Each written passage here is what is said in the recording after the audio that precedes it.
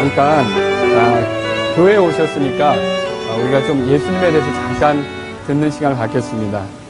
여러분 경배라는 말 들어보셨죠? 경배. 우리가 예배라고도 합니다. 이 경배 예배라고 하는 말은 여기 보시면 이제 가치 있는 이라는 말, 이 말에 이제 명사를 만들 때 붙이는 단어가 붙여서 경배 혹은 예배가 됩니다. 그래서 이 경배라고 하면 무슨 뜻이냐? 가치 있는 것을 알아보고 그것을 존중하며 경의를 표하는 것. 그러니까 정말 이것은 그만한 가치가 있고 존중받아야 될 만한 그런 것이다라고 할 때 그걸 높여드리는 걸 그러니까 뭐라고 합니까? 경배, 예배 그렇게 말한다는 거죠. 그런데 사람들은 가만히 보면 자기보다 힘이 있거나 뭐 대단하다고 생각되는 거, 뛰어나다고 생각되는 것이 있으면 경배하려고 그래요. 그래서 뭐 짐승이 될 수도 있고 여러 가지 가리지 않고 여자가 지금 누군가에게 이렇게 비는 것처럼 그렇게 경배하려고 하죠. 자, 인도를 예를 들어 볼게요. 인도에서는요, 원숭이들이 길거리에서 난리를 피고 있습니다. 그런데 통제불능이에요. 인도에서는 원숭이를 신으로 생각합니다. 그래서 원숭이를 함부로 처치할 수가 없는 거예요. 아주 골칫거리죠. 원숭이가 신입니다, 신. 그리고 또 인도에서는 우리가 고기로 먹는 그 스테이크로 잘 먹는 거 있죠? 예, 소도 역시 인도에서는 신입니다. 그래서 소에게 도움을 요청하기도 하고 또 여러분 보시면 알겠지만 길거리에서 소가 먼저 가는 겁니다. 그래서 소가 먼저 가고 차가 기다렸다 가는 거죠. 그만큼 소에 대해서도 함부로 할 수 없는데 왜 그러냐? 인도에서는 소도 신입니다. 신에게 경배라는 거죠. 소에게. 자, 그 다음에 또 일본에서는요, 죽은 사람들을 경배합니다. 죽은 사람들을 신으로 떠받들기 위해 이제 마련한 집을 뭐라 그러냐면 신사라고 합니다. 여러분 야스쿠니 신사 들어보셨죠? 그래서 이렇게 신사는 죽은 사람을 신으로 만들어서 숭배하는 장소가 바로 신사가 되는 거예요. 일본 사람들은 그렇게 하는 거죠. 자, 그런데 중국 사람들은 또 역사적으로 있었던 그런 영웅이나 혹은 이야기 속의 영웅을 형상화시켜서 또 신으로 숭배합니다. 제가 중국에 여행을 갔을 때 어느 가게에 이런 관우 있죠. 삼국지에 나오는 관우 형상을 만들어서 집에 모셔두고 이 신을 숭배하는 거예요. 그래서 이 관우상이 자기 집의 악귀를 물리치고 자기 집의 그 애군을 물리치고 보호한다고 믿는 거죠. 그래서 이렇게 관우상에게 향을 피우고 이렇게 예를 올리는 거죠. 이게 중국 사람들이 섬기는 신이에요. 한국 사람들은 어떤 신을 섬길까요? 한국 사람들은 또 살아있는 신을 섬기길 좋아합니다. 보니까 도마의 신 들어보셨습니까? 예, 덤블링 잘하고 이렇게 도마에서 연기 잘하면 도마의 신이라고 불러봐요. 그리고 또 여러분 군대도 가면 또 신이 있죠? 군인들의 여신이 있습니다. 이 뛰어난 미모를 가지고 있는 배우나 가수들이 있으면 뭐예요? 다 기자들이 신이라고 막 떠들고 다닙니다. 이렇게 사람들은 뭔가 대단하다고 생각되면 뭐라고 그러냐? 신이라고 부르는 거죠. 힘 있는 자, 돈 있는 자, 어떤 특별한 지위 있는 자 앞에 다 굽신거리면서 이렇게 신이라고 경배하는 거죠. 그런데 이 같은 일이 성경에도 있었습니다. 자, 사도 바울과 바나바라는 사람이 복음을 전하러 갔던 루스드라라고 하는 동네에서 평생을 걷지 못하던 한 사람이 있었는데 이 사람을 바울이 일으켜줬어요. 걷고 뛰게 됐던 거죠. 그랬을 때 사람들은 깜짝 놀라서 이 바울과 바나바에게 와가지고 뭐라 그랬냐면 신이다 이렇게 말하는 거예요. 그래서 와서 소도 가지고 오고 화환도 가져와서 사람에게 제물을 드리려고 하는 거예요. 그런데 바울이 이때 이 사람들에게 뭐라 그랬냐면 성경에 있는 말인데 여러분 이르되 선생들아 어찌하여 너희가 이런 일들을 행하느냐 우리도 너희와 똑같은 성정을 가진 사람들이라 너희에게 복음을 선포하는 것은 너희가 이런 헛된 일을 버리고 하늘과 땅과 바다와 그 안에 있는 모든 것을 만드신 분 살아계신 하나님께로 돌아오게 하려 함이라. 그러면 여러분 이렇게 가치가 없는 것, 신이 아닌 것, 신으로서 숭배받기 합당하지 않은 것을 경배하는 것은 바울이 뭐라 그랬냐면 헛된 일이다 그렇게 말했던 거죠. 참으로 경배받기 합당한 존재는 누구냐? 모든 걸 만드신 분입니다. 그러니까 만드신 분이 아니고 만들어진 존재는 피조물이기 때문에 경배할 필요가 없어요. 예배드릴 필요가 없어요. 또 죽은 것, 죽게 될 것, 생명이 없는 것은요 경배받을 수가 없어요. 왜냐하면 죽은 다음에 우리에게 무슨 영향력을 미치겠어요. 생명을 잃어버리면 그만 아닙니까? 그래서 참으로 경배받으실 분은 살아계신 분인데 영원히 살아계신 분이라는 거죠. 이분은 누굽니까? 예, 하나님이십니다. 그래서 우리가 이제 하나님만 경배해야 되는 것을 생각해 봐야 되는데 오늘날 사람들은요 그렇게 하지 않아요. 계속해서 사람이 만든 것들을 경배하려고 합니다. 그래서 대표적인 예로 나무를 예로 들어볼게요. 자, 나무 조각이 있다면 나무를 일부 잘라서 따뜻하게 하는 땔감으로 씁니다. 여러분 겨울에 땔감이 필요하잖아요. 그래서 나무로 땔감을 쓰는 거죠. 또 그 나무의 얼마로는 이 음식을 만드는 연료로 쓰는 거죠. 그래서 음식을 만들기도 하죠. 그리고 그 나무의 또 얼마로는 어떻게 하느냐? 이렇게 신을 만드는 거예요. 이 신을 만들어서 그 똑같은 나무로 나 좀 살려달라, 나 좀 도와달라고 비는 거죠. 그런데 우리가 정직하다면 이런 나무 형상보다 이 나무 형상은 피조물이에요. 이 나무 형상을 만든 자가 누굽니까? 사람 아닙니까? 그럼 이 사람을 더 숭배하는 것이 맞다는 거죠. 그런데 이 사람도 때에 따라서는 어때요? 목마르면 힘들어하고 배고프면 나 일 못해. 이렇게 하는 거 아닙니까? 그래서 어떻게 보면 이런 나무를 숭배하는 것도 어리석고 이런 한계가 있는 사람을 숭배하는 것도 어리석은 일이 된다라고 하는 거죠. 그래서요. 병들고 죽는 것은 신이 아닙니다. 병원에 찾아가야 하는 것은 신이 아닙니다. 최근에 자기 자신을 한국에서 하나님이라고 소개했던 사람도 나중에 병원에서 운명을 맞이했어요. 이런 사람들은 신이 아니라는 거죠. 이런 사람 앞에 자기의 삶을 바치고 무슨 대단한 가치가 있는 것처럼 물질을 바치고 시간을 허비하고 힘을 허비하는 건요. 말 그대로 아까 성경에 나온 대로 헛된 일입니다. 이렇게 하면 안 되는 거죠. 자, 성경에는 하나님에 대해서 하나님 자신이 자신에 대해서 뭐라고 말씀하시면 다 같이 한번 읽어볼까요? 시작. 나는 곧 스스로 있는 자니라. 하나님은 어떤 분이라고요? 스스로 있는 분이에요.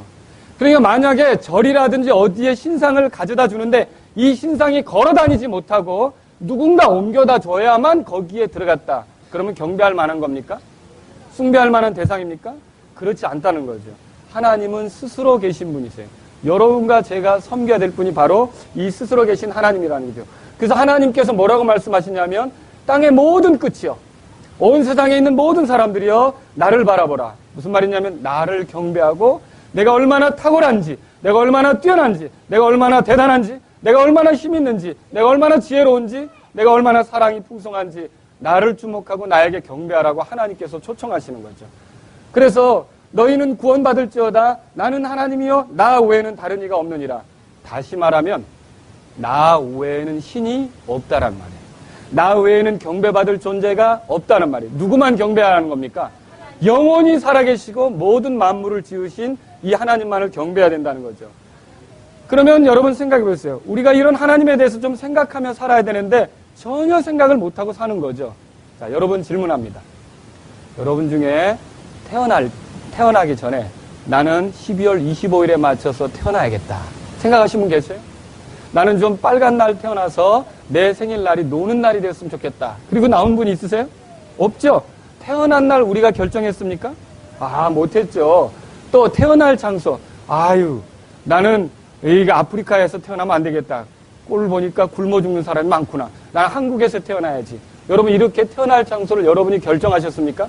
아니에요.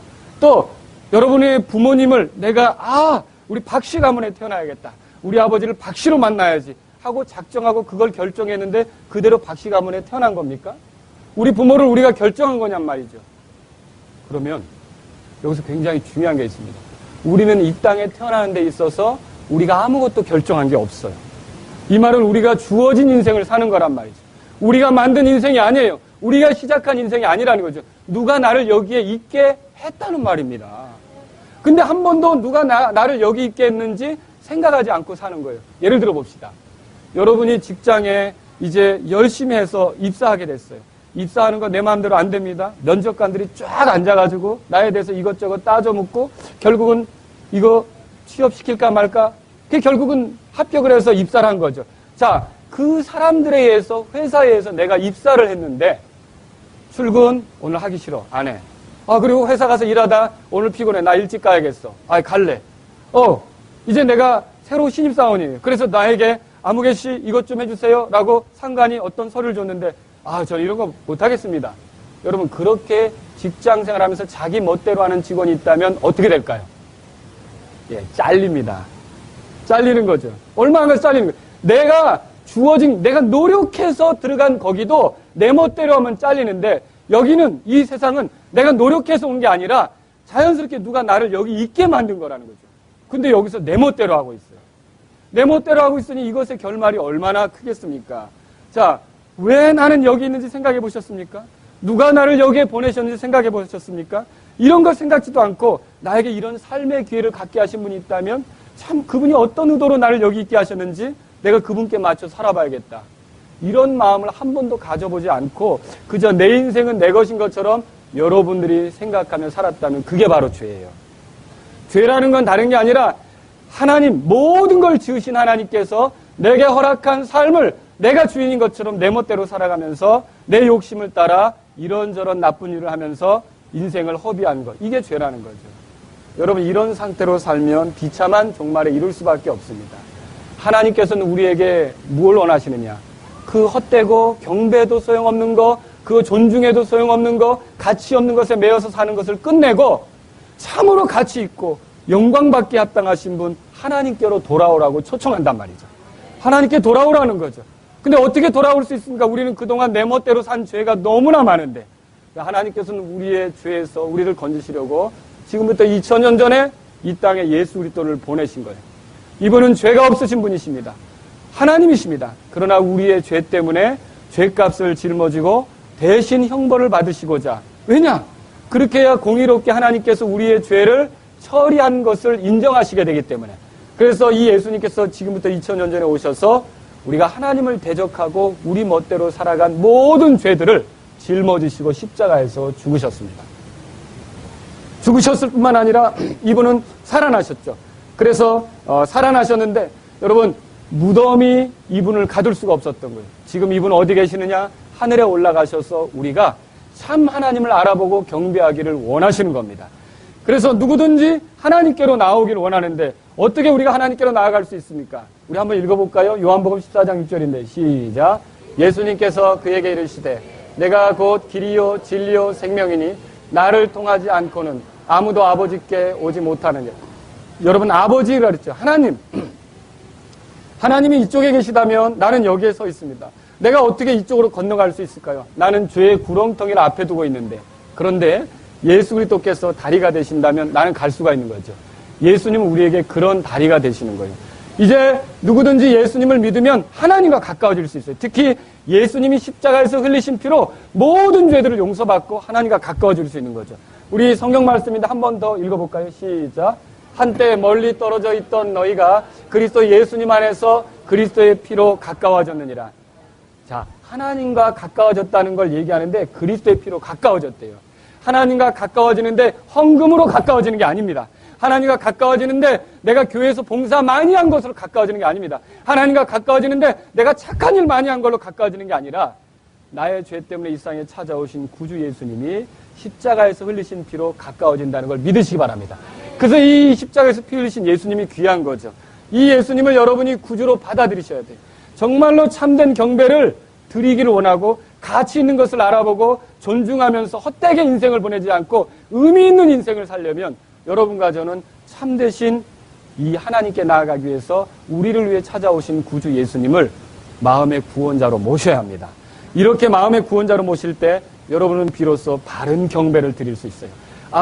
예수님을 통해서 하나님께 나아가는 바른 경배를 돌림으로 헛된 인생이 아니라 의미 있고 가치 있는 삶을 살 수 있다는 것을 기억하시기 바랍니다. 그래서 오늘 이 자리에 오신 여러분들 가운데 한 번도 생각해보지 않았다면 이 짧은 이야기를 집에 가시면서 돌아보시고 정말 내 인생이 내가 시작한 게 아니고 주어진 건데 나는 나를 여기 있게 하신 분에 대해서 얼마나 생각해봤는가. 나 어떻게 하면 이분에게 돌아갈 수 있는가. 여러분이 예수님을 구주로 모시는 그런 놀라운 일이 있기를 주님의 이름으로 바랍니다.